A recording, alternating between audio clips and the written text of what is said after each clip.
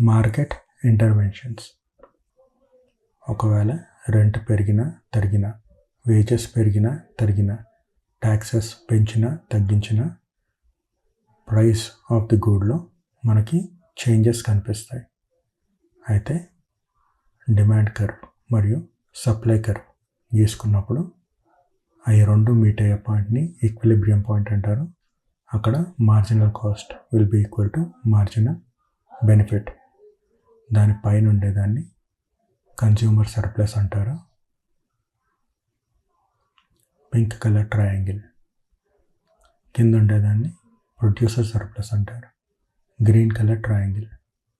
ఒకవేళ ఏదో విధంగా ప్రైస్ డిక్రీజ్ అయినప్పుడు గ్రీన్ కలర్ ట్రయాంగిల్ ష్రింక్ అవుతుంది, కొత్త ప్రొడ్యూసర్ సర్ప్లస్ వస్తుంది.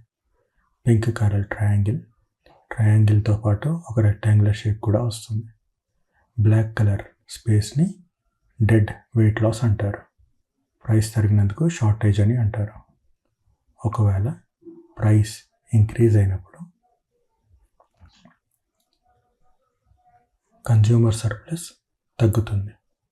అదేవిధంగా ప్రొడ్యూసర్ సర్ప్లస్ వచ్చి ట్రయాంగిల్తో పాటు ఒక రెక్టాంగిల్గా అడ్జస్ట్ అవుతుంది. బ్లాక్ కలర్లో ఉంటుందంట డెడ్ వెయిట్ లాస్ అంటారు.